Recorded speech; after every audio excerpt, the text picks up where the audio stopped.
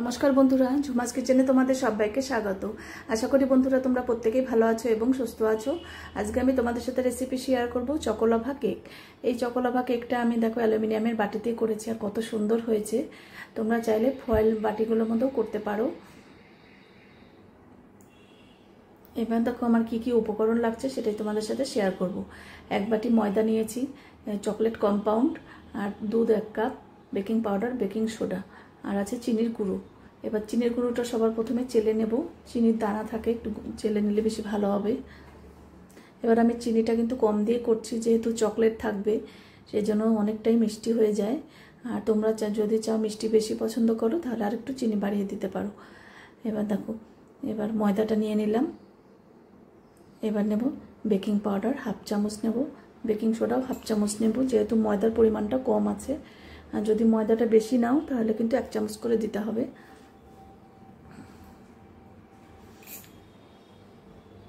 এবার চেলে নেব। দেখো কতটা নোংরা বেরিয়েছে, দানা দানা সব। এবার দুধ দিয়ে একটা ব্যাটার তৈরি করতে হবে।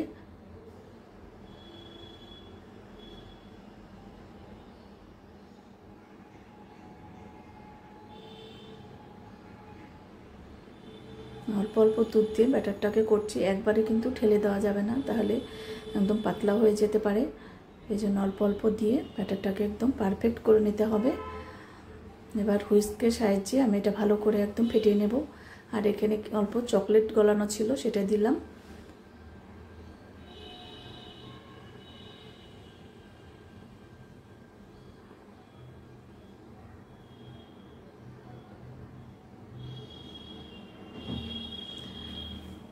চকোলাভা কেকের রেসিপি তোমাদের যদি ভালো লাগে অবশ্যই একবার হলেও করো। দেখো বাড়ির বাচ্চারা কিন্তু ভীষণই পছন্দ করে এইসব খাবার। আর তোমাদের যদি সুন্দর সুন্দর রেসিপি পেতে চাও আমার ইউটিউব চ্যানেলটি অবশ্যই সাবস্ক্রাইব করে রেখো। আর যদি ফেসবুক থেকে দেখো পেজটিকে ফলো করো, তাহলে আমি যখনই যা নিত্য নতুন ভিডিও আপলোড করব নোটিফিকেশন তোমাদের কাছে সঙ্গে সঙ্গে পৌঁছে যাবে। এবার দেখো এখানে 2 চামচের মতন রিফাইন্ড অয়েল দিলাম। এবার আবারও তেলের সাথে ভালো করে মিশিয়ে নেব।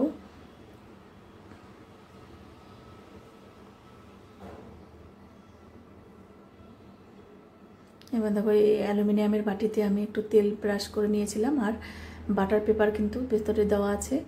এবার ব্যাটারটাকে দিয়ে দিলাম।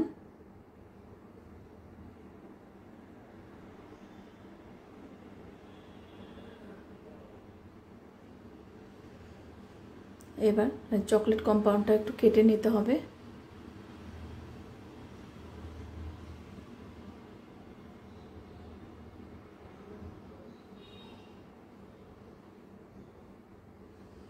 এবার একটা কাচের বাটিতে নিয়ে নিলাম। এবার অল্প দুধ, চকলেট গলানোর জন্য একটু দুধ দিতে হবে, আর একটু বাটার দিয়ে এটা চকলেটটাকে গলাবো। এবার হাঁড়ির মধ্যে জল দিয়ে বাটিটাকে বসিয়ে দিলাম। এবার বাটার দিয়ে দিলাম, একটু নাড়াচাড়া করলেই দেখবে চকলেট গলে যায় খুবই সুন্দরভাবে। আর তোমরা যদি চাও মাইক্রো ওভেনেও গরম করতে পারো, এটা গলাতে পারো। এবার নামিয়ে একটু ঠান্ডা করে নিয়েছি চকলেট। এবার দেখো এই ব্যাটারের উপরে আমি এটা ঢেলে দিলাম। এটা ঠিক দেখবে একই জায়গায় চকলেটটা থাকবে। কেক বেক হওয়ার পরেও খুব সুন্দরভাবে চকলেটটা থেকে গেছে। এবার দেখো এটা তাওয়ার মধ্যে নুন দিয়ে স্ট্যান্ড, তারপর বাটিটা দিয়ে ঢাকা দিয়ে দিলাম। আর এই ছিদ্রটাকে বন্ধ করে দিতে হবে একটু লবঙ্গ দিয়ে। দেখো 20 মিনিট পর আমি এটা দেখিয়ে নেব কতটা হয়েছে। দেখো কেকের জায়গাটায় আমি স্টিক দিয়ে দিলাম। দেখো একটুকু কিন্তু লেগে যায়নি, এতেই বোঝা যাচ্ছে কেকটা কিন্তু পারফেক্টভাবে হয়েছে। এবার নামিয়ে আমি ঠান্ডা করে নিয়েছি। এবার দেখো চামচ দিয়ে একটু দেখলাম, নিচে কিন্তু লেগে যায়নি। এটা উঠালেও উঠানো যেত, কিন্তু আমি উঠালাম না, এখান থেকে কেটে তোমাদের সাথে দেখিয়ে দিলাম। এবার দেখো আমি একটা বাটির মধ্যে ঢেলে নিচ্ছি। এবার একটা বাটিতে নিলাম। দেখো কত সুন্দর চকোলাভা কেক, দেখো ঘরেই তৈরি করা যায়। আর এটা একটু গরম গরম খেতে হয়, তাহলে কিন্তু দারুণ লাগে। আজকে তাহলে আমি এখানেই রাখছি। এরপরের দিন আবার নতুন কোনো রেসিপি নিয়ে তোমাদের সামনে হাজির হয়ে যাব। তোমরা সবাই সুস্থ থেকো, ভালো থেকো। টাটা বন্ধুরা।